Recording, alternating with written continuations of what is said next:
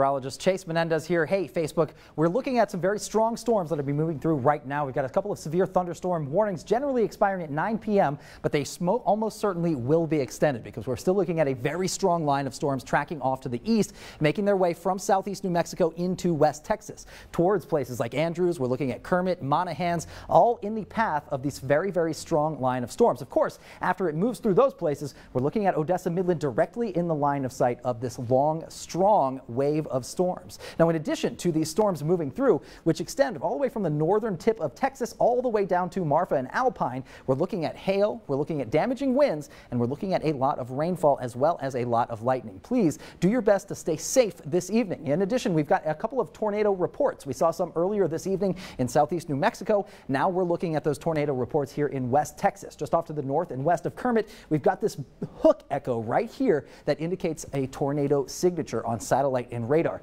Now, this tornado warning is lasting until 9:15 Central Time, so we are looking at that tornado warning lasting for almost about another half hour. We're still looking at a very, very strong line of storms capable of potentially producing even more tornadoes. Now, the path of this tornado is actually tracking off to the north and east, and it looks like it's going to be going around Odessa and Midland at this point. Now, it's still going to be heading towards Andrews. I do not expect it to make its way into Andrews, but there is a chance that we could see more tornadoes propagating from this particular storm cell cluster. Now, as that continues to track off to the east, we're going to be seeing that storm cell cluster making its way through Odessa and Midland, eventually places like Lamesa, Brownfield, even Post, all in the path of this very, very strong line of thunderstorms. So do be careful, do take the precautions.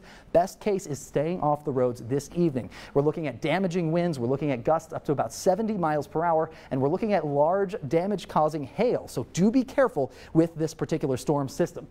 Now, we'll have more updates for you tonight at 10 p.m. with our 10 p.m. newscast. So I'll be sure to give you the updates there. In the meantime, stay tuned to our Facebook page, and in the meantime, stay in an interior-most room of your home so that you can stay safe as this storm cell passes. Now, the good news is we're only looking at a very thin band of storms, a very strong but very thin band of storms. So once that passes overhead, we're not going to be looking at too much in the way of extra rainfall coming after that. So flooding concerns are not very high on our list of concerns. What we are worried about is the possibility of more tornadoes popping up, the possibility of more damaging hail, and the possibility of more strong winds. So please be careful this evening. This is a radar indicated tornado warning that we have right now that's been touched down in West Texas. As this storm cell tracks off to the east, we do have a possibility for that to make its way into places like Odessa and Midland and the rest of the Permian Basin. So please be careful this evening. Stay tuned to our 10 p.m. newscast, and we'll give you all the updates on this that we can give you.